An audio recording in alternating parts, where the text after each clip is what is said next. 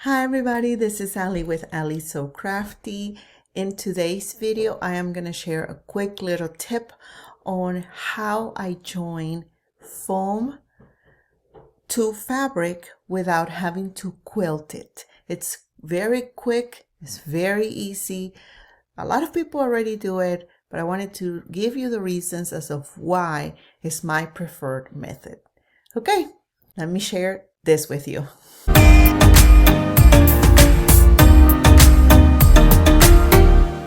The most common technique is to do a 1/8 seam allowance along the edges, and that's it, right? You join your fabric to the foam.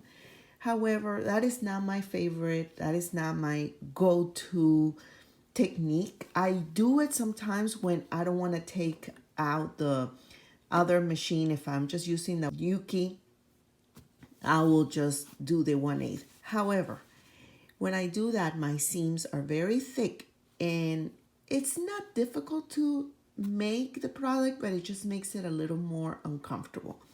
So the way I do it is I do a zigzag all along the edges. Why? First, the zigzag helps if you have a fabric like this one. This is home decor. You see how it's fraying? It keeps the fabric from fraying. Even if you have a piece of fabric like cotton like this, you see how it's fraying as well? Sometimes it's just easier to just run a little zigzag along the edges and you know that your fabric is going to stay in place and it's not gonna fray. The second reason is when you do a zigzag, it makes the foam flat.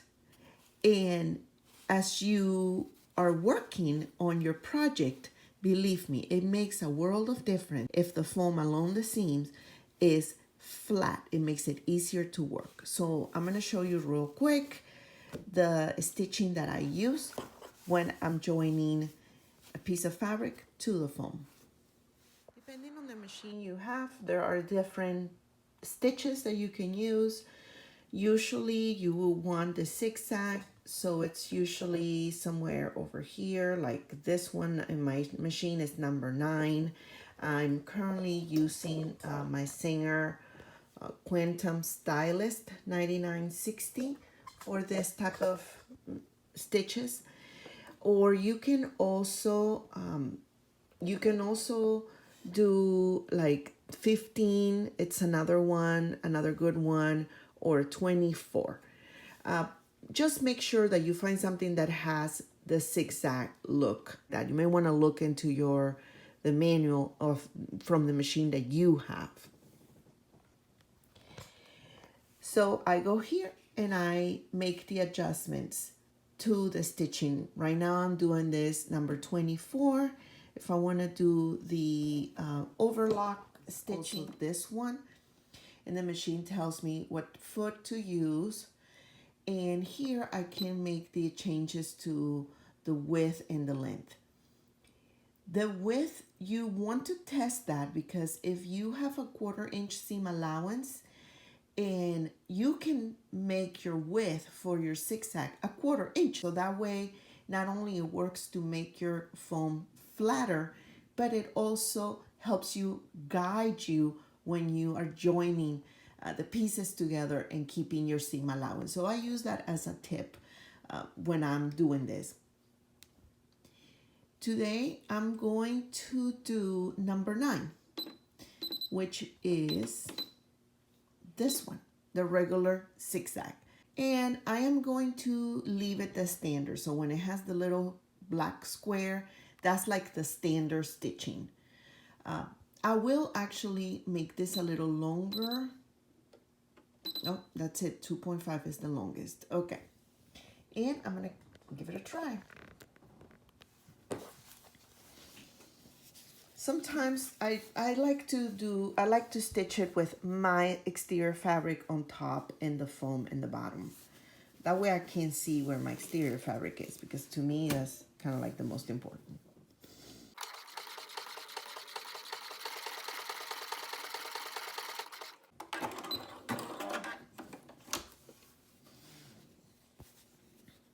And here it is. You see how flat it is? Look how flat compared to this side.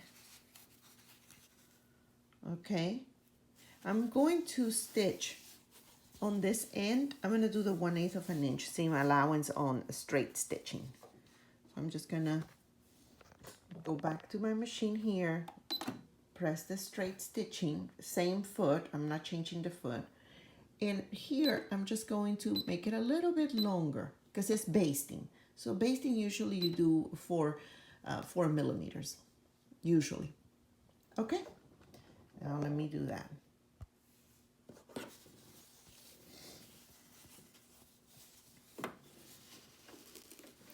And remember, it's 1/8 seam allowance.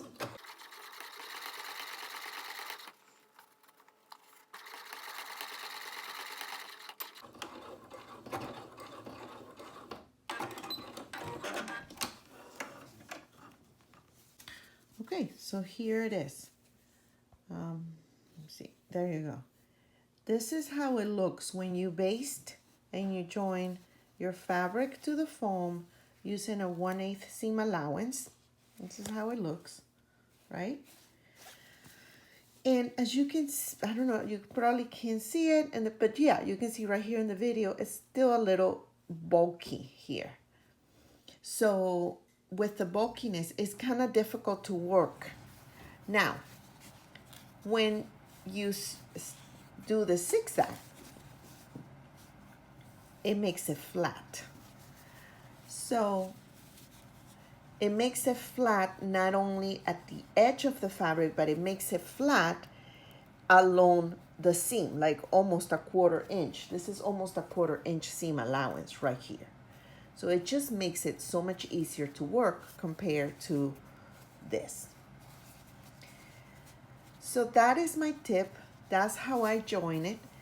And now, you know, my fabric is trying to fray, but it's not going to fall apart because the zigzag is preventing it from happening.